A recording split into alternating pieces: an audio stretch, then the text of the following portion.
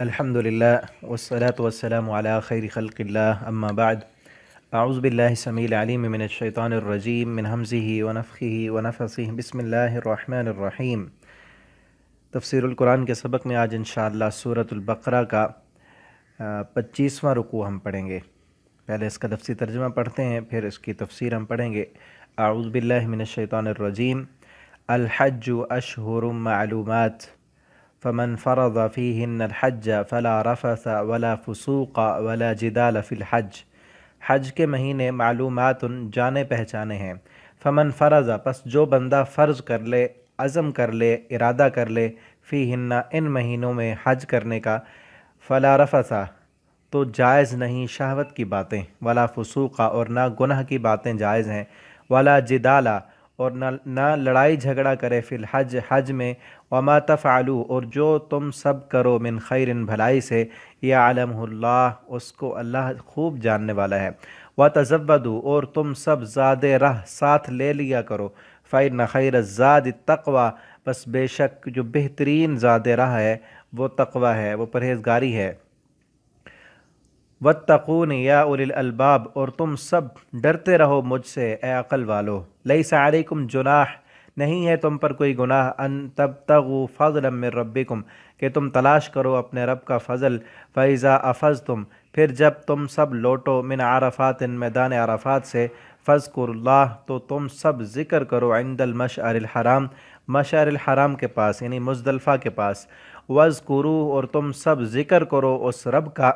کما ہداکم جیسا کہ اس نے تمہیں ہدایت دی، وَإِن كُنتُم مِّن قَبْلِهِ لَمِنَ الضَّالِّينَ اور اگرچہ تم تھے اس سے پہلے لمن الضالین گمراہوں میں سے، ثم افیضوا پھر تم سب وہاں سے واپس لوٹو، من حیث افاض الناس جہاں سے سب لوگ واپس لوٹتے ہیں، واستغفروا اللہ اللہ سے معافی مانگو، ان اللہ غفور الرحیم بے شک اللہ تعالیٰ معاف کرنے والے اور رحم کرنے والے ہیں۔ فَإِذَا قَضَيْتُم مَنَاسِكَكُمْ پھر جب تم ادا کر چکو اپنے مناسک حج کو،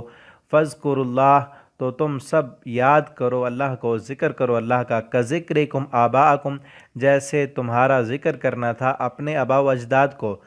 یہ مشرکین مکہ جب حج کر لیتے تو اپنے باپ دادا، اپنے قوم قبیلے کی تعریفیں کرتے، ان کو یاد کرتے، تو اللہ نے فرمایا کہ جس طرح اپنے باپ دادا کو پہلے ذکر کرتے تھے اس طرح اللہ کی تعریف کرنی ہے، او اشد ذکر لیکن اس سے بھی زیادہ شدت کے ساتھ، زیادہ جوش اور جذبے کے ساتھ اللہ کا ذکر کرنا ہے۔ فمن الناس بس لوگوں میں کچھ ایسے بھی ہیں من یقولو جو کہتے ہیں ربنا اے ہمارے رب، آتنا فی الدنیا تو دے ہمیں دنیا میں، وما لہ فی الآخرۃ من خلاق اور نہیں ہے ان کے لیے آخرت میں کوئی حصہ، ومنہم اور لوگوں میں کچھ ایسے بھی ہیں من یقولو جو کہتے ہیں ربنا آتنا فی الدنیا حسنہ اے ہمارے رب تو ہمیں دے دنیا میں بھلائی، وفی الآخرۃ حسنہ اور آخرت میں بھی ہمیں بھلائی عطا فرما، وقنا عذاب النار اور تو ہمیں آگ کے عذاب سے بچا، اولئک لہم نصیب مما کسبوا یہی وہ لوگ ہیں کہ ان کے لیے حصہ ہے جو انہوں نے کمایا، واللہ سریع الحساب اور اللہ تعالیٰ بہت جلد حساب لینے والا ہے۔ وَاذْكُرُوا اللہ اور تم سب یاد کرو اللہ کو، فی ایام معدودات گنتی کے چند دنوں میں، فمن تعجل فی یومین پس جو جلدی کرے 2 دنوں میں، فلا اثم علیہ تو اس پر کوئی گناہ نہیں، ومن تأخر اور جو تاخیر کر دے، فلا اثم علیہ تو اس پر بھی کوئی گناہ نہیں، لمن اتقی یہ اس بندے کے لیے ہے جو ڈر جائے۔ یہ کب ہے، کس چیز کے متعلق ہے، ابھی تفسیر میں پڑھتے ہیں انشاءاللہ۔ واتقوا اللہ اللہ سے ڈرو، اصل فلسفہ اور روح حج یہ ہے کہ اللہ سے ڈرتے رہو، وَاعْلَمُوا اور جان لو انکم الیہ تحشرون کہ تم نے اسی کی طرف لوٹ کر جانا ہے۔ وَمِنَ النَّاسِ اور لوگوں میں سے کچھ ایسے بھی ہیں یعجبک قولہ کہ جن کو اچھی لگتی ہے، بھلی لگتی ہے آپ کو، قولہ ان کی بات، فی الحیات الدنیا دنیا کی زندگی میں، ویشہد اللہ اور وہ گواہ بناتے ہیں اللہ کو، علی ما فی قلبی جو اس کے دل میں ہے، وہو الد الخصام حالانکہ وہ بہت سخت جھگڑالو ہے، وَإِذَا تَوَلَّى اور جب وہ لوٹتا ہے، سعی وہ کوشش کرتا ہے، فی الارض زمین میں، لیفسد تاکہ وہ فساد پھیلائے، فیہا اس زمین میں، ویہلک الحرث اور وہ تباہ کر دے کھیتی کو، والنسل اور نسل کو، واللہ لا یحب الفساد اور اللہ تعالیٰ نہیں پسند کرتے فساد کرنے والوں کو، وَإِذَا قِیلَ لَهُ اتَّقِ اللَّهَ اور جب اسے کہا جائے کہ اتق اللہ اللہ سے ڈرو، آخذتہ العزہ تو جما دیتی ہے اس کو عزت غرور بالاسم گناہ پر، وہ اپنے غرور کی وجہ سے اپنی عزت اسے آڑے آتی ہے تو وہ گناہ پر جمع رہتا ہے، گناہ چھوڑتا نہیں۔ فحسبہ جہنم، بس اس کا ٹھکانہ جہنم ہے، وَلَبِئْسَ الْمِہَادُ، اور وہ بہت برا ٹھکانہ ہے۔ وَمِنَ النَّاسِ، اور لوگوں میں کچھ ایسے بھی ہیں، مَن یشری نفسہ ابتغاء، جو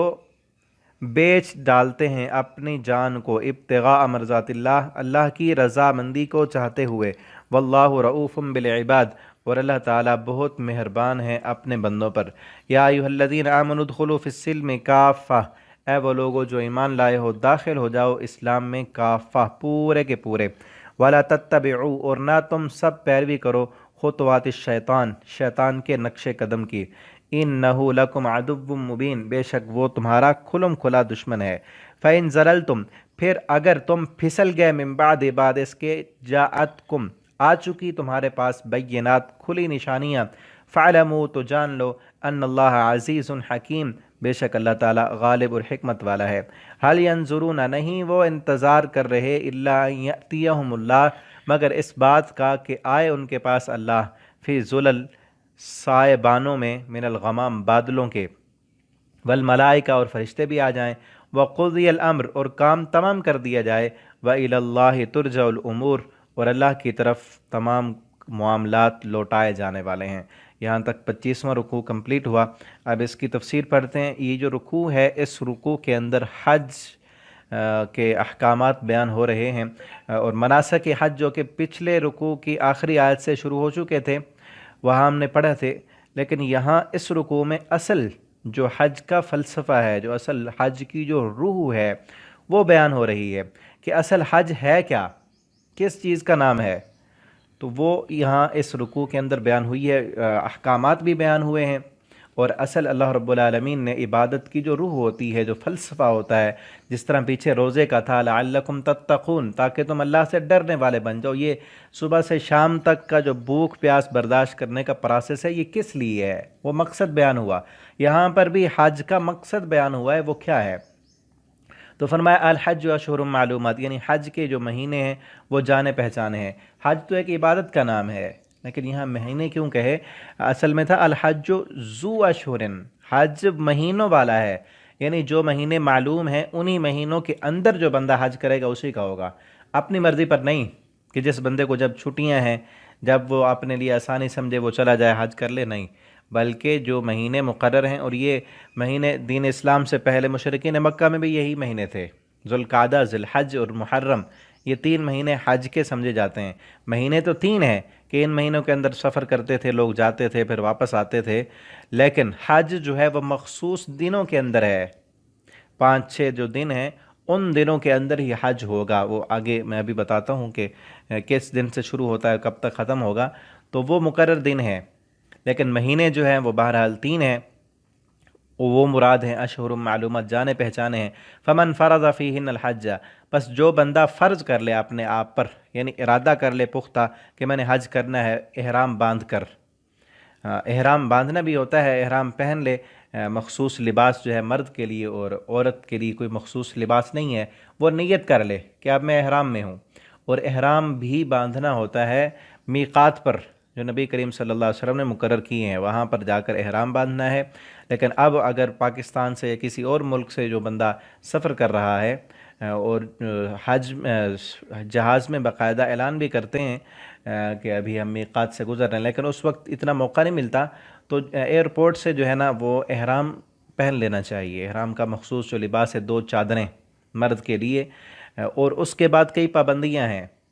ان پابندیوں میں چند آگے آ رہی ہیں، اور باقی جو ہیں وہ آپ کو حج کی کتابوں میں مل جائیں گی۔ ان پابندیوں کو جو ہے وہ فالو کرنا ہے، ان کے مطابق چلنا ہے۔ عورت جو ہے وہ اپنا جو کپڑے پہنے ہوئے ہیں اسی میں ہی نیت کر لے گی، وہ پابندیاں اب اس پر بھی لاگو ہوں گی، لیکن اس کے لیے کوئی مخصوص لباس نہیں ہے۔ فیہن الحج، حج کے ان ایام میں جو بندہ اپنے آپ پر حج کر لے، تو اب چند پابندیاں یہاں آ رہی ہیں۔ فلا رفث، تو جائز نہیں اس کے لیے شہوت کی باتیں۔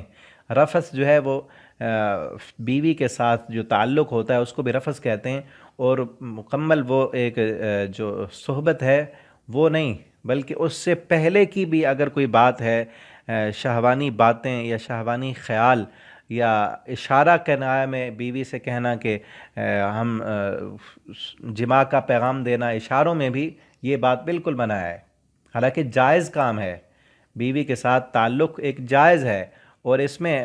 حالانکہ ثواب بھی بتایا گیا ہے، لیکن حج کے مہینوں میں یہ اس چیز کی پابندی لگا دی گئی۔ کیوں؟ کیونکہ اللہ کا حکم ہے، یہی فلسفہ ہے کہ جو چیز اللہ نے جائز کی تھی اب ان دنوں میں تمہارے لیے حرام ہے، نہیں کرنی۔ اللہ کا اپنے آپ کو فرما بردار بنانا اور ایک قسم کی ٹریننگ، اور آگے جو دو کام ہیں نا وہ عام دنوں میں بھی نہیں ہیں، لیکن ان دنوں میں خصوصاً جب بندہ پوری پابندی کے ساتھ اتنا پیسہ لگا کر اللہ کو راضی کرنے کے لیے گیا ہوا ہے، تو اس کے لیے یہ ساری پابندیاں برداشت کر کے اس قابل اس کو بنانا ہے، ایک قسم کی ٹریننگ کرانی ہے کہ تم نے اس کے بعد بھی اللہ کا فرما بردار رہنا ہے۔ تو فلا رفثا، کوئی بھی رفث، کوئی شہوانی خیال، کوئی شہوانی بات نہیں ہونی چاہیے، بلکہ ذہن جو ہے وہ پورے کا پورا اللہ کو راضی کرنے میں، اللہ کی عبادت میں ہونا چاہیے۔ اس طرف بیوی، خاوند بیوی چونکہ ساتھ ہوتے ہیں حج کے لیے، اکثر ایسے ہی ہوتا ہے، لیکن وہاں پر بھی تمہارا خیال آپس کے تعلق کی طرف نہیں جانا چاہیے، پورے کے پورا تمہارا ذہنی خیال، تمہاری پوری توجہ وہ اللہ کی عبادت کی طرف ہونی چاہیے۔ اور آگے کیا ہے؟ ولا فسوق، اور کوئی فسق نہ ہو، کوئی گناہ نہ ہو۔ گناہ کا مطلب کوئی غیبت، کوئی چغلی، کوئی گالی، کوئی کسی کے خلاف دل میں خیال، کوئی نفرت، کوئی بغض، کوئی عداوت، کوئی دشمنی، کچھ بھی نہیں ہونا چاہیے۔ یعنی ذہن کو بھی صاف کر لو، زبان کو بھی صاف کر لو۔ دو چیزوں سے ذہن صاف کیا جا رہا نا، ایک شہوت، چاہے وہ جائز طریقے سے ہو، وہ بھی نہیں، تمہارا ذہن شہوانی خیالات سے بھی پاک ہو، ولا فسوق، اور تمہارا ذہن گناہوں سے، فسق و فجور سے، دوسرے کے بارے غلط خیال، کسی کی غیبت، کسی کی چغلی، کسی دیکھو وہ حج ٹھیک نہیں کر رہا، وہ نہیں کر رہا، اس نے عبادت ٹھیک نہیں کی، وہ آیا نہیں، پیچھے کی باتیں، غیبت، چغلیاں، گالیاں، کسی کے لیے دل میں نفرت، یہ ساری چیزیں اپنے دل سے نکال دو۔ یہ ساری چیزیں اگر تمہارے دل میں ہیں تو پھر دل میلا ہے، دل گندا ہے، جس کے دل میں، جس کا دل کباڑ خانہ بنا ہوا ہے، ہر چیز، ہر بندے کے بارے میں اس کے دل میں برے خیالات ہیں، فلاں تو برا ہے، فلاں زانی ہے، وہ شرابی ہے، وہ جو ہے نا چور ہے، وہ ڈکیٹ ہے، وہ فلاں ہے۔ یہ ساری چیزیں دل سے نکال دو، صاف کر لو اپنے ذہن کو، اپنے دل و دماغ کو۔ ولا جدال، اور کوئی لڑائی جھگڑا بھی نہ ہو، لڑنا نہیں کسی کے ساتھ۔ جدال اصل کہتے ہیں بحث مباحثے کو، ایک دوسرے کے ہاتھا پائی بھی آ گئی، جو بڑا لڑائی ہو گئی، جھگڑا، گالیاں دینا، لڑنا، ایک دوسرے کے خلاف ہاتھ استعمال کرنا، یہ لڑائی کی اگلی قسم ہے۔ لیکن اس سے پہلے جو بحث مباحثہ ہوتا ہے وہ بھی نہیں کرنا، کیونکہ لڑائی سے پہلے بحث مباحثہ ہوتا ہے، جب وہ بڑھ جائے تو پھر ہاتھا پائی شروع ہو جاتی ہے، بحث مباحثہ بھی نہیں کرنا۔ حالانکہ یہ احسن طریقے کے ساتھ بحث و مباحثہ اگر دین کے لیے ہو، شریعت کے لیے ہو، کسی کو آپ اسلام کی دعوت دے رہے ہیں تو وہ جائز ہے۔ آگے ہم پڑھیں گے سورہ آل عمران میں آئے گا کہ آپ وجادلہم باللتی ہی احسن، کہ اہل کتاب سے آپ مجادلہ کریں، آپ بحث مباحثہ کریں، لیکن احسن انداز کے ساتھ، احسن انداز میں۔ لیکن حج کے دنوں میں یہ بھی نہیں کرنا، حج کے دنوں میں بحث مباحثہ نہیں کرنا۔ لیکن ہم دیکھتے ہیں کہ وہاں جا کر بھی لوگ وہ مسائل جن پر تھوڑا بہت اختلاف ہے ان پر بھی بحث مباحثہ کر رہے ہوتے ہیں۔ نہیں آپ جو دو نمازیں جمع کرنی ہے اور باقی کئی اور کام ہیں تو ان پر لڑ رہے ہوتے ہیں، جھگڑا ایک دوسرے پر، بحث مباحثہ۔ بھئی آپ کا ایک موقف ہے، آپ اس پر عمل کریں، اس پر بحث مباحثے کیا ضرورت ہے؟ آپ تحقیق کریں، وہ پہلے کر کے آئیں، پورا طریقہ سیکھ کر آئیں حج کا۔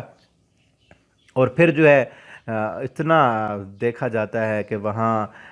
جو ہے آگے بڑھنے پر، پانی پینے پر، واش روم میں جانے پر، وضو کرنے پر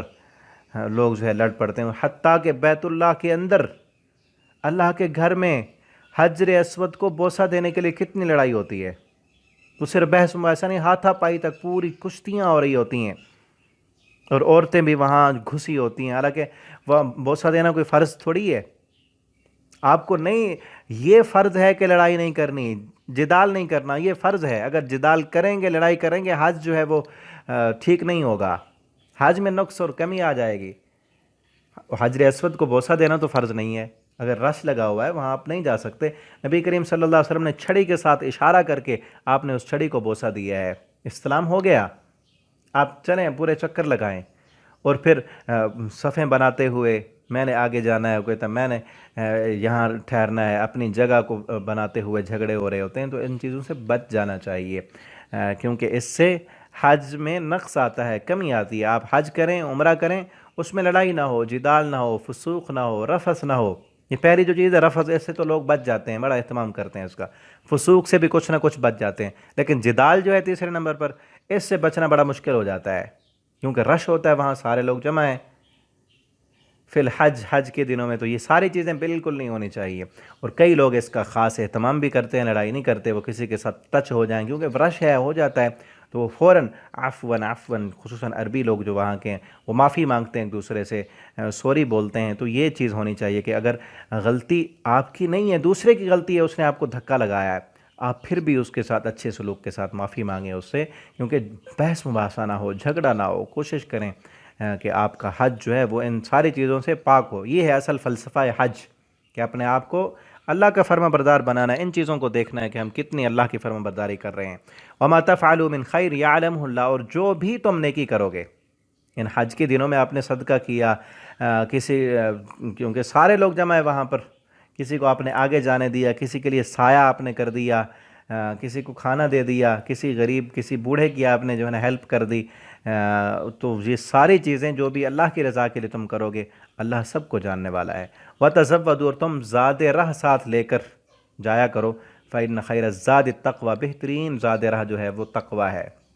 اس کے نا دو معنی، ایک یہ ہے کہ اس وقت کئی لوگ تھے اپنے آپ کو بڑا متقی سمجھتے، وہ پیسے لے کر نہیں جاتے تھے حج کے لیے، لیکن وہاں جب پہنچتے، کیونکہ وہاں انسانی ضروریات بھی تو ہیں، کھانا بھی کھانا ہے، آپ نے وہاں رہنا بھی ہے، رہائش بھی آپ نے لینی ہے، تو پھر کیا ہوتا، ان کے لیے کچھ نہ ہوتا، پھر مانگنا شروع کر دیتے وہاں پر، ٹھیک ہے نا۔ تو اللہ نے کہا کہ تقوی اس چیز کا نام نہیں ہے کہ تم مانگتے پھرو وہاں سے، تقوی اس چیز کا نام ہے کہ اپنا کماؤ، حلال کا پیسہ اکٹھا کرو، پھر اپنے کھانے کے پیسے، اپنی رہائش کے پیسے، اپنی ضروریات کا سامان لے کر جاؤ، یہ تقوی ہے۔ اور یہ دوسری چیز یہ بھی کہ صرف پیسہ اکٹھا کر کے جانا یہ زاد راہ نہیں ہے، پیسہ تو بڑا اکٹھا کر لیا، لے کر گئے، لیکن تقوی نہیں ہے تو کوئی زاد راہ نہیں ہے، اصل زاد راہ تقوی ہے۔ تو اس لیے دونوں چیزیں ہونی چاہیے، حج فرض ہے لیکن استطاعت والے پر۔ کئی لوگ یہاں بھی پیسے مانگ رہے ہوتے ہیں کہ میں نے حج کے لیے جانا ہے، آپ میرے ساتھ تعاون کریں۔ بھائی حج فرض ہی نہیں ہے، مانگ کر حج کرنا کس پر اللہ نے فرض کیا ہے؟ کہ آپ کے پاس اگر وسعت نہیں، پیسے نہیں، تو آپ مانگ کر حج کریں، کس نے فرض کیا آپ پر؟ اسی پر فرض ہے جس کے پاس وسعت ہے، پیسے ہیں وہاں پر رہنے کے لیے، اور پھر یہ بھی ہوتا ہے کہ وہاں جا کر کھانا مانگنا پڑتا ہے، ٹھیک ہے نا۔ یہ چیز نہیں ہونی چاہیے، اپنا زاد راہ لے کر جائیں، اور سب سے بہترین زاد راہ بتایا گیا ہے کہ وہ تقوی ہے، اللہ کا ڈر ہونا چاہیے دل میں، آنکھیں جو ہیں وہ جھکی ہونی چاہیے، کان جو ہے وہ اللہ کی فرما برداری میں ہوں، زبان اللہ کی فرما برداری میں بولے، پورے کا پورا جسم وہ اللہ کی فرما برداری میں ڈھلا ہونا چاہیے۔ یہ ہے اصل زاد راہ۔ فَإِنَّ خَيْرَ الزَّادِ التَّقْوَى وَاتَّقُونِ، وَاتَّقُونِی تھا اصل میں، تم سب مجھ سے ڈرو، اللہ فرماتے ہیں وَاتَّقُونِی یا اولی الالباب، اے عقل مندو مجھ سے ڈرو۔ یہ سب کو خطاب ہے۔ اور آج جتنے بھی ہم انسان ہیں، جو کوئی اپنے باپ سے ڈرتا ہے، کوئی ماں سے ڈرتا ہے، کوئی استاد سے ڈرتا ہے، بچے ایسے کرتے ہیں نا، موبائل پر لاک لگے ہوئے ہیں، کہیں باپ نہ دیکھ لے، ماں نہ دیکھ لے، لوگ نہ دیکھ لیں، لیکن اللہ اصل حق تو اللہ کا ہے، اللہ سے ڈریں۔ جو چیزیں ہم باپ کے سامنے نہیں دیکھ سکتے، استاد کے سامنے نہیں دیکھ سکتے، اپنے معاشرے کے معزز لوگوں کے سامنے جو چیزیں ہم نہیں دیکھ سکتے، موبائل نیٹ پر جب تنہائیوں میں ہوتے ہیں کیا کچھ ہوتا ہے پھر۔ اللہ فرماتے ہیں وَاتَّقُونِی، مجھ سے ڈرتے رہو یا اولی الالباب۔ وہاں گئے ہوئے ہو حج کے لیے تو پھر بھی مجھ سے ڈرتے رہو، یہاں گھر میں ہو، کاروبار میں ہو، دکان پہ ہو، سفر پر ہو، جہاں بھی ہو، وَاتَّقُونِی، مجھ سے ڈرو۔ اللہ فرماتے ہیں یا اولی الالباب، اگر عقل ہے تمہارے پاس، اگر عقل مند ہو تم مجھ سے ڈرو۔ لیس علیکم جناح، اب مزید آگے حج کا ایک اور حکم بیان کیا جا رہا ہے کہ تم پر کوئی گناہ نہیں، ان تبتغوا فضلا من ربکم، کہ تم تلاش کرو اپنے رب کا فضل۔ اس کا مطلب ہے کہ اس وقت جو ہے نا کچھ لوگ کاروبار بھی کرتے تھے، مثلا کوئی اپنے ملک سے گیا، یہاں پاکستان سے جا رہا ہے کوئی، تو یہاں کی کچھ چیزیں وہ خرید لے، وہاں جا کر وہ بیچ دے، مکہ میں حج کرنے کے بعد ان چیزوں کو بیچے اور اس سے پرافٹ کما لے۔ تو مشرکین مکہ کہتے تھے یہ ٹھیک نہیں ہے، درست نہیں، کہ حج کرنے کے لیے آؤ، تم کاروبار کرنے کے لیے تو نہیں آئے، اللہ تعالیٰ فرماتے ہیں نہیں، تم پر کوئی حرج نہیں ہے، کوئی گناہ نہیں ہے کہ اگر تم اپنی کوئی چیزیں خرید کر جاتے ہو کاروبار کے لیے، اصل نیت حج کی ہے، لیکن یہ کام بھی اگر تمہارا ہو جاتا ہے، تمہیں پرافٹ ملتا ہے اس سے، تو کوئی مسئلہ نہیں، کوئی گناہ نہیں ہے تم پر، تم یہ کر سکتے ہو۔ فَإِذَا أَفَضْتُمْ، پھر جب تم سب لوٹو، من عرفات، میدان عرفات سے، فَاذْكُرُوا اللہ، تو تم ذکر کرو اللہ کا، عند مشعر الحرام، مشعر الحرام مزدلفہ کے قریب۔ یہ اصل طریقہ بیان کیا جا رہا ہے، میں مختصر آپ کو حج کا طریقہ بتا دیتا ہوں تاکہ یہ اس آیت کا ترجمہ سمجھنے میں جو ہے نا وہ آسانی ہو جائے، اور اس کا مفصل جو طریقہ حج کی کتابیں میں ملتی ہیں وہاں سے بھی پڑھا جا سکتا ہے، اور اصل اس وقت انسان کو یاد ہوتا ہے جب پورا طریقہ یاد کر کے پڑھ کے پھر پریکٹیکلی طور پر وہاں حج کرے۔ اللہ تعالی ہمیں حج کرنے کی سعادت نصیب فرمائے، اور بار بار اللہ ہمیں اپنے گھر کا طواف، حج اور مناسک حج ادا کرنے کی توفیق دیں، اور خصوصاً دعاؤں میں یہ اس دعا کو شامل کریں کہ اس وقت جو ہے بیت اللہ، اس کی رونقیں جو ہیں وہ دوبالا نہیں ہیں۔ چند لوگ وہ حج کے لیے ان کو اجازت ہے، اس وبا کی وجہ سے یا اس جو ہے فتنے کی وجہ سے اللہ تعالیٰ اس وبا کو بھی لے جائیں، اور اللہ رب العالمین اپنے گھر کی رونقیں بحال کر دیں، اور ہمیں بار بار اپنے گھر کا حج کرنے کی سعادت نصیب فرما دیں۔ حج جو ہے وہ یاد کیجئے کہ 8 تاریخ سے شروع ہوتا ہے، 8 ذوالحجہ کو، اور 13 تک حج رہتا ہے، 13 تاریخ تک۔ تو اس میں حج 8 ذوالحجہ، جس کو یوم مختلف ان دنوں کے نام بھی ہیں، 8 ذوالحج کو یوم الترویہ کہتے ہیں، 9 کو یوم عرفہ کہتے ہیں، اور 10 کو یوم النحر کہتے ہیں، اور آگے جو 3 دن ہیں ان کو جو ہے ان دنوں کا بھی نام ہے کہ ان دنوں میں اللہ کا ذکر کرنا ہے۔ تو 8 ذی الحجہ جو ہے اس دن مکہ سے نکل کر رات جو ہے وہ مینا میں گزارنی ہوتی ہے، رات مینا میں رہنا ہے۔ اگلا دن 9 ذی الحج جو یوم عرفہ ہے، اس دن صبح کو عرفات کے لیے قافلے چلتے ہیں، اور کوشش یہ ہوتی ہے کہ دوپہر سے پہلے پہلے وہاں تک پہنچ جایا جائے کہ میدان عرفات میں مینا سے نکلنا ہے، عرفات میں پہنچنا ہے ظہر سے پہلے پہلے، وہاں ظہر کے وقت پہنچ کر ظہر اور عصر کی نمازیں ظہر کے وقت میں دونوں نمازیں اکٹھی پڑھنی ہوتی ہیں وہاں پہ، اور اس کے بعد خطبہ ہوتا ہے، خطبہ حج جسے کہتے ہیں، اور اس خطبے میں شامل ہونا اور پھر اس میدان عرفات میں رہنا، یہ حج کا اہم ترین رکن ہے۔ اگر اس وقوف عرفہ میں کوئی بندہ شامل نہیں ہوا عرفات میں، اس خطبہ حج میں، تو اس کا حج نہیں ہے، اس کا حج نہیں ہوگا۔ باقی چیزوں میں اگر کوئی کمی ہو گئی ہے تو اس کے لیے قربانی ہے، دم دینا ہوتا ہے، لیکن اگر وقوف عرفہ ہی نہیں ہوا تو اس کا حج نہیں ہوگا۔ تو وہاں حج کے خطبے کے بعد 2 نمازیں اکٹھی پڑھنے کے بعد شام تک، مغرب تک اسی میدان میں رہنا ہے، اور کوئی وہاں پر اب عبادت ایسی نہیں ہے کہ جو مختص ہو، وہاں پر نفل نماز اب نہیں ہے، بلکہ صرف ایک ہی عبادت ہے، وہ دعا ہے کہ میدان عرفات میں دعا کرنی ہے، جبل رحمہ پہ چڑھ کر اس کے ارد گرد جتنا بھی وقوف عرفہ سارے کا سارا میدان ہے، وہاں پر دعا کرنی ہے۔ اصل جو روح ہے کہ آپ کے اندر دعا کی ایک روح اب پیدا ہو چکی ہے کہ اب رب کے ساتھ ہم کلام ہوں، اور حلاوت مناجات آپ حاصل کریں، اور دعا مانگتے رہیں، مغرب شام تک اللہ کے سامنے گڑ گڑائیں، روئیں، اپنے آرزوئیں، تمنائیں، جو کچھ ہے اللہ کے سامنے۔ اتنا بڑا ٹائم اسی لیے ہے کہ آپ گڑ گڑا کر، رو رو کر، ایسا حج ہے نا کہ نبی کریم صلی اللہ علیہ وسلم نے فرمایا جو حج کرے لم یرفث ولم یفسق، جو پیچھے ہے نا کہ کوئی شہوت کی بات نہ ہو، کوئی فسق و فجور نہ ہو، کوئی لڑائی نہ ہو، اور پورے اخلاص کے ساتھ حج کرے، تو وہ ایسے ہے راجع کیوم ولدتہ امہ، اس کا ثواب ایسے ہے کہ وہ واپس لوٹتا ہے جیسے وہ ماں کے پیٹ سے ابھی پیدا ہوا ہے، گناہوں سے اس طرح پاک ہو جاتا ہے۔ تو اس لیے شام تک وہاں دعائیں کرنی، اور پھر مغرب جب ہو جائے اس وقت مغرب کی نماز وہاں نہیں پڑھنی، بلکہ وہاں سے چلنا ہے اور جانا ہے مزدلفہ میں، وہاں سے چل کر مزدلفہ پہنچ کر رات وہاں کھلے آسمان تلے بسر کرنی ہے۔ یہ مزدلفہ کا قیام ہے، جسے مشعر عند المشعر الحرام کہا گیا ہے کہ فاذکروا اللہ، وہاں جا کر اللہ کا ذکر کرنا ہے۔ وہاں پھر عشاء کے ٹائم میں مغرب اور عشاء کی دونوں نمازیں اکٹھے کر کے پڑھنی، اور پوری رات وہاں پر گزارنی ہے، اور وہاں پر جو ہے اللہ کا ذکر کرتے رہنا ہے۔ وہی ہے فاذکروا اللہ عند المشعر الحرام، تم نے مشعر الحرام کے پاس اللہ کا ذکر کرنا ہے، اور وَاذْكُرُوهُ، تم سب اس کا ذکر کرو، کما ہداکم، جس طرح اس نے تم کو ہدایت دی، وَإِن كُنتُم مِّن قَبْلِهِ لَمِنَ الضَّالِّينَ، اس سے پہلے تم گمراہ تھے، تمہیں راہ ہدایت کا پتہ نہیں تھا، تم پر اللہ رب العالمین نے احسان کیا، اپنے پیغمبر کو مبعوث کیا، قرآن دیا، ہدایت دی، تو اس لیے اپنے رب کا شکر ادا کرو، اللہ کا ذکر کرتے رہو۔ ثم افیضوا من حیث افاض الناس، پھر تم واپس لوٹو جہاں سے باقی لوگ واپس لوٹتے ہیں۔ یہ زمانہ جاہلیت میں قریش مکہ جو تھے وہ میدان عرفات تک نہیں جاتے تھے۔ ان کا کہنا تھا کیونکہ میدان عرفات جو ہے لہٰذا وہ منا میں ہی رہتے تھے، وہاں نہیں جاتے۔ وہ کہتے تھے میدان عرفات جو ہے وہ حدود حرم کے باہر ہے، اس لیے ہم جو ہے مکہ کے رہنے والے ہیں، ہمارے لیے اصول قانون اور ہوگا، ہم وہاں نہیں جائیں گے، ہم واپس آ جائیں گے۔ تو ان کو کہا جاتا ہے جس طرح باقی لوگ میدان عرفات سے ہو کر واپس آتے ہیں، تم نے بھی ویسے ہی کرنا ہے، تمہارے لیے کوئی الگ سے قانون نہیں ہے، وہی جس طرح عام لوگ کرتے ہیں تم نے بھی ویسے کرنا ہے، سارے مناسک کے حج تم نے پورے کرنے ہیں۔ تو وہی بات کہی جا رہی ہے، جہاں سے لوگ واپس لوٹتے ہیں تم بھی وہیں سے واپس لوٹو، واستغفر اللہ، اور اللہ سے معافی مانگو۔ جو پیچھے تم نے یہ کام کیا، اپنے لیے خاص کر لیا ایک کام، تو اس کے لیے اللہ سے معافی مانگو، معافی مانگو۔ ان اللہ غفور الرحیم، بے شک اللہ تعالیٰ معاف کرنے والے اور رحم کرنے والے ہیں۔ فَإِذَا قَضَيْتُم مَنَاسِكَكُم، پھر جب تم اپنے مناسک حج پورے کر لو، فَاذْكُرُوا اللَّهَ، تو پھر اللہ کا ذکر کرو، کا ذکرکم آباءکم، جس طرح تم اپنے آباء و اجداد کا ذکر کرتے تھے۔ وَأَشَدَّ ذکر آیا، اس سے بھی زیادہ سخت یہ کیا ہوتا تھا کہ قربانی کرنے کے بعد یوم النحر کو آخری جو 10واں دن ہے، قربانی کرنے کے بعد پھر وہ منا میں رہتے تھے اور اپنے باپ دادا، اپنے قوموں کے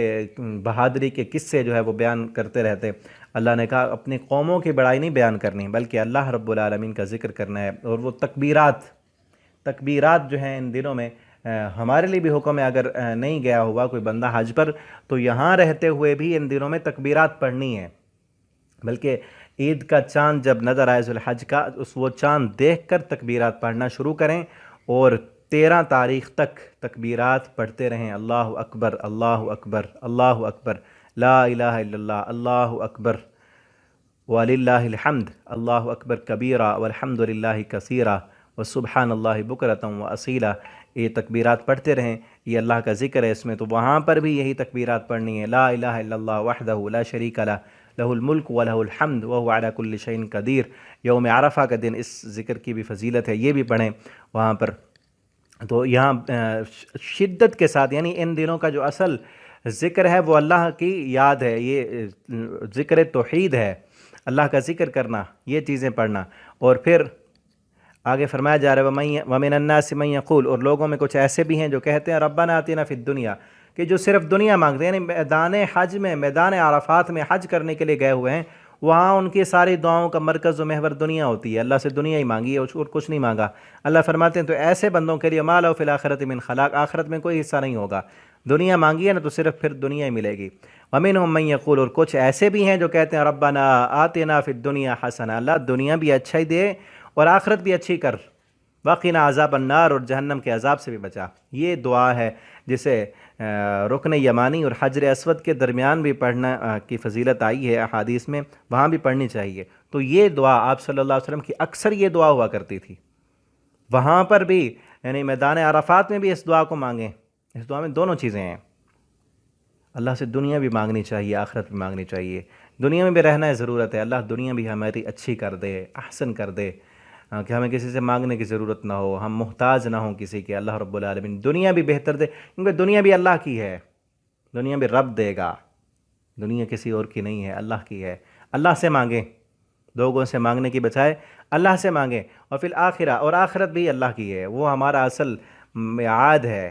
اصل ہمارا ٹھکانہ ہے، وہاں ہم نے جانا ہے، اس کے لیے بھی بہتری مانگیں۔ اور اصل جو کامیابی فلاح ہے وہ ہے جہنم سے بچ جائیں، کہ اپنے لیے بھی مانگیں، اللہ ہمیں بھی جہنم سے بچائے، ہماری اولادوں کو بھی بچائے، ہمارے رشتہ دار دوستوں کو بھی، والدین کو بھی، سب کی اللہ دنیا آخرت اچھی بنا دے۔ تو اس دعا کو یاد کریں اور بار بار پڑھتے رہنا چاہیے اس دعا کو جب بھی، اور دعا کی قبولیت کے جہاں بھی مواقع ہیں اس میں اس کو پڑھنا چاہیے۔ اولئک لہم نصیب مما کسبوا، اللہ فرماتے ہیں یہ وہ لوگ ہیں جن کے لیے حصہ ہے جو انہوں نے کمایا، اور اللہ بہت جلد حساب لینے والا ہے۔ وَاذْكُرُوا اللَّهَ فِي أَيَّامٍ مَّعْدُودَاتٍ، اور اللہ کا ذکر کرو معدود، گنتی کے دنوں میں۔ گنتی کے دن کون سے ہیں؟ یہ قربانی کے بعد 11، 12، 13 یہ جو دن ہیں، ان میں حاجی جو ہیں وہ منا میں قیام کرتے ہیں، اور وہاں جا کر پھر کنکریاں بھی مارتے ہیں جمرات کو، اور پھر اپنی قیام گاہ میں آ کر اللہ کا ذکر کرتے رہتے ہیں، تو یہ چیز کرنی ہے۔ فمن تعجل فی یومین، اب 3 دن وہاں رہنا ہے، لیکن جو بندہ جلدی کر لے یعنی 2 دن وہاں رہ کر واپس آ جائے، فلا اسم علیہ، اللہ فرماتے تو اس پر کوئی گناہ نہیں ہے۔ ومن تاخر، اور جو بندہ دیر کر دے یعنی 3 دن مینا میں رہے پھر واپس آئے، فلا اسم علیہ، اس پر بھی کوئی گناہ نہیں۔ اصل روح اور فلسفہ بتا دیا گیا کہ اصل تقوی ہے، اللہ کے احکامات کی پابندی کرنی ہے۔ لیکن اگر کوئی بندہ تھک گیا ہے یعنی اتنے دن وہاں رہا، اب وہ واپس آنا چاہتا ہے تو واپس آ جائے، کوئی گناہ نہیں۔ لیکن اگر 3 دن پورے کرنا چاہتا ہے تو وہ بھی کر لے، اس پر بھی کوئی حرج نہیں ہے۔ اور پھر اسی طرح اس آخری دن قربانی بھی کرنی ہوتی ہے اور سر بھی مڑانا ہوتا ہے، 3-4 کام ہے، ان میں بھی کوئی آگے پیچھے ہو جائے تو کوئی مسئلہ نہیں ہے اس کا بھی۔ اور پھر آخر میں آ کر طواف کرنا ہوتا ہے۔ فمن تاخر فلا اسم علیہ لمن اتقى، اس کے لیے جو پرہیزگاری اختیار کرے، واتقوا اللہ، اور تم سب اللہ سے ڈرتے رہو، واعلموا، اور تم سب جان لو، انکم الیہ تحشرون، کہ تم سب نے اسی کی طرف واپس پلٹنا ہے۔ ومن الناس، اور لوگوں میں کچھ ایسے بھی ہیں، من یعجبک قولہ فی الحیاۃ الدنیا، کہ جس کی بات آپ کو اچھی لگتی ہے دنیا میں۔ یہ بعض مفسرین نے کہا کہ ایک مخصوص کردار ہے، اخنس بن قیس اس کا نام تھا، اس کے بارے میں یہ آیتیں ہیں۔ لیکن ایک کردار کسی بندے کا بھی ہو سکتا ہے کہ وہ آ کر آپ صلی اللہ علیہ وسلم سے ایسی جو ہے نا بڑی میٹھی میٹھی باتیں کرتے کہ آپ صلی اللہ علیہ وسلم کو ان کی باتیں اچھی لگتیں، حالانکہ وہ منافق قسم کے لوگ ہوتے، اور اللہ رب العالمین نے انہیں کے بارے میں کہا کہ آپ کو تو ان کی باتیں اچھی لگتے ہیں، وَيُشْهِدُ اللَّهَ عَلَىٰ مَا فِي قَلْبِهِ، اور وہ اس پر اللہ کو بھی گواہ بناتے ہیں کہ جو ان کے دل میں ہے۔ کیا مطلب؟ قسمیں اٹھا کر کہتے کہ ہاں واقعتاً ہم تمہارے خیر خواہ ہیں، ہم دین کے خیر خواہ ہیں، ہم تمہیں جو بات کہہ رہے ہیں ہمارے دل میں بھی یہی ہے۔ اللہ فرماتے وہ الد الخصام، حالانکہ وہ سخت جھگڑالو ہے۔ یہ منافق کی بھی ایک نشانی بتائی گئی ہے کہ وہ جب بات کرتا ہے جھوٹ بولتا ہے، اور اپنی جھوٹی باتوں پر وہ قسمیں اٹھاتا ہے، بات بات پر قسم اٹھاتا ہے۔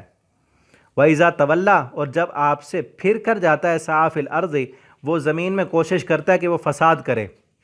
وَيُهْلِكَ الْحَرْثَ وَالنَّسْلَ، اور کھیتی کو اور نسل کو تباہ کرنا چاہتا ہے، وَاللَّهُ لَا يُحِبُّ الْفَسَادَ، اور اللہ تعالیٰ فساد کرنے والوں سے محبت نہیں کرتے۔ وَإِذَا قِيلَ لَهُ اتَّقِ اللَّهَ، اور جب اس سے کہا جاتا ہے کہ اللہ سے ڈرو، أَخَذَتْهُ الْعِزَّةُ بِالْإِثْمِ، تو جما دیتی ہے، پکڑ لیتی ہے اس کو عزت، اس کا غرور، بالاسم، گناہ پر۔ وہ گناہ کو اس لیے نہیں چھوڑتا کہ لوگ کیا کہیں گے، میں نے اگر ان کی بات مان لی تو اس کا مطلب تو یہ ہوا میں نیچا ہو گیا، میں ہار گیا، تو اس کی اپنی غرور، عزت اس کو گناہ پر جما دے۔ آج بھی کئی لوگ ایسے ہوتے ہیں جن کو اپنی برادری پر غرور ہوتا ہے، جن کو اپنے قوم اور قبیلے پر ناز ہوتا ہے، اور وہ اسی وجہ سے کئی گناہ نہیں چھوڑتے کہ لوگ کیا کہیں گے۔ اور کئی لوگ جو حرام کاروبار کر رہے ہوتے ہیں اور اس حرام میں انہوں نے بڑا مقام بنایا ہوتا ہے، سود لے کر، سودی کاروبار کرنے والے، رشوتیں لینے والے، حرام خوری کرنے والے، اب انہیں کہا جائے یہ ساری چیزیں حرام کی ہیں چھوڑ دو، اگر وہ چھوڑیں تو سارا کچھ پھر ختم کرنا پڑتا ہے، پھر وہ جاہ و جلال، پھر وہ عہدے، پھر وہ دنیا کی ثروتیں دولتیں سب ختم ہوتی ہیں، تو اس لیے وہ نہیں چھوڑتے گناہ کو کہ یہ ساری چیزیں تو ہے نا، عیش و آرام تو مل رہا ہے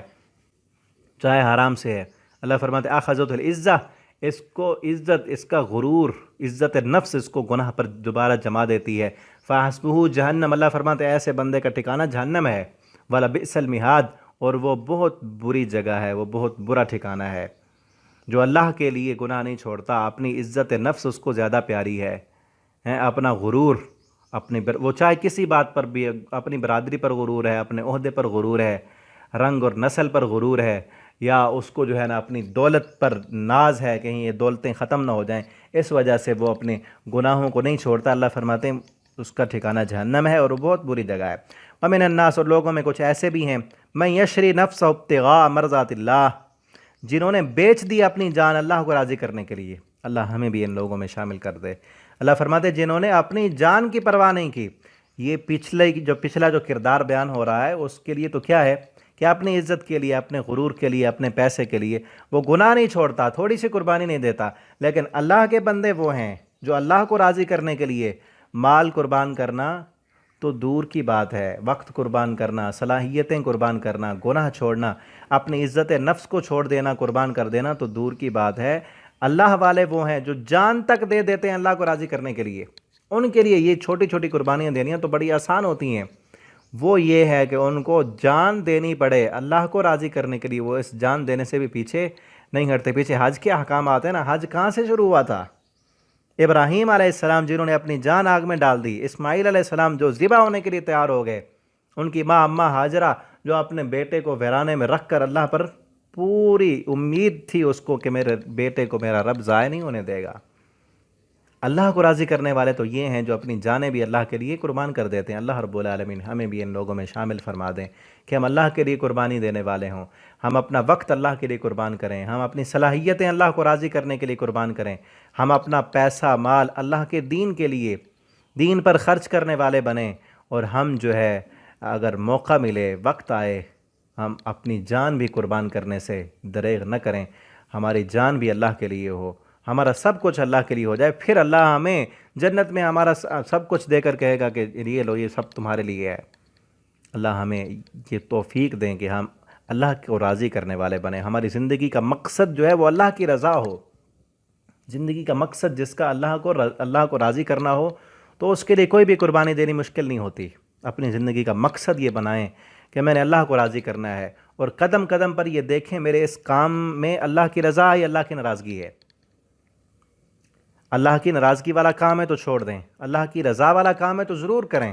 اس میں جتنی مشقت ہوتی ہے، جتنی تکلیف آتی ہے، نفس نہیں اس کو برداشت کرتا، لوگ تانے دیتے ہیں، لیکن کام اللہ کو راضی کرنے والا ہے تو ضرور کریں۔ اور دوسرے اس کے مقابلے میں دیکھیں کہ کام اللہ کو ناراض کرنے والا ہے، اس میں دنیا کا پرافٹ ہے، فائدہ ہے، لوگ راضی ہوتے ہیں، لوگ کہتے ہیں کرو، لیکن اللہ کو ناراض کرنے والا کام ہے تو کبھی نہ کریں۔ آگے فرمایا ایھا الذین آمنوا ادخلوا فی السلم کافہ، اے ایمان والو اسلام میں پورے کے پورے داخل ہو جاؤ، یعنی مرضی کی اطاعت نہیں۔ بعض لوگ ہوتے ہیں نا یہ چیز میں نے ماننی، یہ نہیں ماننی، یہ ساری چیزیں تو میں نے کرنی ہے، یہ ایک بات میں نہیں کر سکتا، ایسا نہ ہو۔ اللہ کو جزوی اطاعت نہیں چاہیے، کلی اطاعت چاہیے، سارے کے سارے جو بھی اللہ کا حکم ہے اس کو مانو۔ ہاں یہ الگ بات ہے کہ کسی چیز کے بارے میں تمہیں پتہ نہیں اللہ کا کیا حکم ہے، تو جب تک پتہ نہیں مجرم نہیں ہے آپ۔ جب پتہ چل گیا ہے، آپ کو معلوم ہو گیا کہ اس معاملے میں اللہ کا یہ حکم ہے تو پھر ماننا ہے، پھر فرض ہے۔ جب تک پتہ نہیں اس وقت تک مجرم نہیں۔ اس طرح ہوتا ہے نا دنیا میں پہلے قانون بنتا ہے، پھر قانون بتایا جاتا ہے، پھر اگر اس قانون کو کوئی فالو نہ کرے تو پھر اس پر سزا ہوتی ہے۔ جس طرح نو پارکنگ لگا ہوتا ہے نا کہ اس جگہ پر پارکنگ نہیں ہے، وہ پہلے لگایا جائے گا، بتایا جائے گا، پھر وہاں جو پارکنگ کرے گا اس پر جرمانہ ہوگا۔ بتانے سے پہلے کوئی حکومت جرمانہ نہیں کر سکتی، قانون نہیں ہے۔ اسی طرح اللہ کا بھی قانون جب تک آپ کو پتہ نہیں ہے، آپ لا علم ہیں اس سے، تو اس پر پکڑ نہیں ہے، اس پر پکڑ نہیں۔ جب آپ کو پتہ چل گیا جو قانون کا، جس اللہ کے حکم کا، پھر اگر نافرمانی کریں گے تو پھر مجرم ہیں۔ پھر یہ نہ ہو پتہ بھی ہے اللہ کا یہ حکم ہے، رسول اللہ صلی اللہ علیہ وسلم کا یہ حکم ہے، پھر بھی نافرمانی ہو تو پھر جرم ہے۔ وسعت میں اور کئی چیزیں ایسی ہیں جن قوانین کا، آپ جیسے چور کی سزا ہاتھ کاٹنا ہے، زانی کو جو ہے نا شادی شدہ کو رجم کر دینا ہے، یہ جو اسلامک لا ہے یہ نہیں ہے، اس پر عمل کرنا ہمارے بس میں ہی نہیں، یہ حکومتوں کی ذمہ داری ہے۔ اگر ہمارا بیٹا چوری کر لے، چاہے ہم اس پر جو ہے نا اپنے بچے پر یا اپنے شاگرد پر حق ہے اس کو سمجھانا، بتانا، دین کی طرف لانا، لیکن یہ قانون نافذ کرنا ہماری ذمہ داری نہیں ہے۔ تم بات کرنے کا مقصد یہ ہے کہ جس چیز پر عمل کرنے کے لیے ہمارے پاس وسعت ہی نہیں، طاقت ہی نہیں، تو اس پر عمل کرنا ہمارا گناہ نہیں، جس کے یعنی ہم مجبور ہیں، مجبوراً ہمیں وہ کام کرنے پڑتے ہیں، تو اس پر بھی پکڑ نہیں ہوگی۔ جو چیز جس کام پر ہم عمل کرنے کی طاقت اور وسعت رکھتے ہیں، اللہ کے جس حکم پر عمل کرنے کی طاقت اور وسعت ہے، پھر بھی ہم نہیں کرتے، اپنی نفس کی پوجا کر، جس طرح اذان کی آواز آ گئی نماز پڑھ سکتے ہیں، ہم اٹھ کر جا سکتے ہیں، نہیں جاتے کہ نیند آئی ہوئی ہے، جسم تھکا ہوا ہے، دوست آئے ہوئے ہیں، وہاں جانا ہے، طبیعت نہیں کرتی، تو اس ساری چیز پر پھر مجرم ہوں گے۔ پیسہ ہے، سب کچھ ہے، زکوٰۃ دے سکتے ہیں، اسلام پر خرچ کر سکتے ہیں، صدقات و خیرات دے سکتے ہیں، لیکن نہیں دیتے، فرض زکوٰۃ بھی نہیں ادا کر رہے کہ مال کم نہ ہو جائے تو مجرم ہیں۔ پیسہ ہے اور حج کرنے کے لیے نہیں جاتے، کوئی پابندی نہیں، ایک تو ہے کہ پابندی ہو گئی ہے، اب مخصوص لوگوں کو اجازت ہے جانے کی، باقیوں کو نہیں اجازت مل رہی، تو وہ اس کے لیے مجرم نہیں ہم، وہ پابندی لگانے والے وہ جانے اور رب جانے، ٹھیک ہے نا۔ ایک ہے کہ پیسہ بھی ہے، وقت بھی ہے، جا بھی سکتے ہیں لیکن پھر بھی نہیں جاتے، مجرم ہیں۔ استطاعت ہے، صحت ہے، روزہ نہیں رکھتے تو مجرم ہیں۔ تو اس لیے ساری اللہ تعالیٰ نے فرمایا مرضی کی اطاعت نہ کرو، یعنی کہ ایک بندہ کہ میں حج کر لوں گا تو نماز نہیں پڑھوں گا، روزہ رکھ لوں گا لیکن جو ہے وہ نماز نہیں پڑھوں گا، زکوٰۃ تو دوں گا لیکن نماز جو ہے 5 وقت کی پابندی مجھ سے نہیں ہوتی، تو یہ چیز نہیں ہوگی۔ جزوی اطاعت اللہ کو پسند نہیں۔ جو نماز نہیں پڑھتا، حج کرنے کے لیے جاتا ہے، اللہ کو اس کا حج قبول نہیں ہے، ٹھیک ہے نا۔ تو جو نماز نہیں پڑھتا لیکن قربانی کر رہا ہے، اللہ کو اس کی قربانی کی کوئی ضرورت نہیں ہے، ٹھیک ہے نا۔ جو نماز پڑھتا ہے لیکن زکوٰۃ نہیں دیتا، تو اللہ کو اس کی نماز کی بھی کوئی ضرورت نہیں۔ پورے کا پورا جتنے بھی اسلام کے احکامات ہیں، اور یہ جو 4-5 چیزیں ہیں، 5 جو اسلام کے ارکان ہیں، رکن، نماز، روزہ، حج، زکوٰۃ اور شہادت دینا، گواہی کہ اللہ کے علاوہ کوئی معبود نہیں، یہ 5 رکن ہیں۔ ان میں سے کسی ایک کا جو انکار کر دے گا، اس نے ایسے سمجھو سارے اسلام کا انکار کر دیا ہے۔ وَلَا تَتَّبِعُوا خُطُوَاتِ الشَّيْطَان، شیطان کے راستوں کی پیروی نہیں کرنی، إِنَّهُ لَكُمْ عَدُوٌّ مُبِينٌ، تمہارا کھلم کھلا دشمن ہے۔ فَإِن زَلَلْتُمْ، پھر اگر تم پھسل گئے اس کے بعد کہ تمہارے پاس کھلی ہدایت آ گئی ہے، فَاعْلَمُوا، تو پھر جان لو، ان اللہ عزیز حکیم، اللہ تعالیٰ غالب اور حکمت والا ہے۔ حَلْ يَنظُرُونَ، نہیں وہ انتظار کر رہے، مشرکین مکہ کی بات ہے کہ وہ کس چیز کا انتظار کر رہے ہیں، اِلَّا أَن يَأْتِيَهُمُ اللَّهُ، اس چیز کا کہ اللہ آ جائے ان کے پاس۔ قیامت جب قائم ہوگی، اللہ رب العالمین خود آئیں گے، فرشتے بھی آئیں گے، پھر حساب و کتاب ہوگا۔ اللہ فرماتے ہیں کیا یہ لوگ، یہ ساری نشانیاں آ گئی ہیں، قرآن ان کے پاس آ گیا ہے، سب کچھ بتا دیا گیا ہے، اب کس بات کا انتظار ہے، کیوں نہیں مانتے؟ اس بات کا انتظار ہے کہ اللہ رب العالمین آ جائیں، فی ظلل، صائبانوں میں، بادلوں میں، والملائکہ، اور فرشتے بھی آ جائیں، وقضی الامر، پھر قیامت کے دن کا پھر فیصلہ کر دیا جائے، اس چیز کے انتظار میں۔ اس وقت پھر ان کو مہلت تو نہیں ملے گی کہ جب اللہ رب العالمین آ جائیں گے، جہنم اور جنت سامنے ہوگی، پھر ان سے کہا جائے گا دیکھو اب مان لو، پھر کوئی مہلت نہیں ہوگی، پھر تو فیصلہ ہوگا۔ جس نے اس دن سے پہلے مان لیا، اسی کو ماننا فائدہ دے گا، جس نے نہیں مانا وہ پھر نقصان میں ہوگا۔ وَإِلَى اللَّهِ تُرْجَعُ الْأُمُورُ، اور اللہ کی طرف لوٹائے جائیں گے تمام معاملات، اس دن فیصلے سارے اللہ رب العالمین کی طرف سے ہوں گے۔ اللہ سے دعا ہے اللہ تعالی ہمیں قرآن کریم پڑھنے، سمجھنے، اس کے مطابق زندگی بسر کرنے کی توفیق عطا فرما دیں۔ آپ نے کچھ پوچھنا ہو سبق کے متعلق، یا کوئی بھی آپ نے دینی رہنمائی لینی ہو، تو آپ کمنٹ کر سکتے ہیں نیچے، اور یوٹیوب پر بھی، واٹس ایپ پر بھی آپ رابطہ کر سکتے ہیں۔ اللہ تعالی ہمیں دین اسلام کی صحیح سمجھ دیں، اس کے مطابق عمل کرنے کی توفیق اور جرأت عنایت فرما دیں۔ آخر دعوانا ان الحمد للہ رب العالمین۔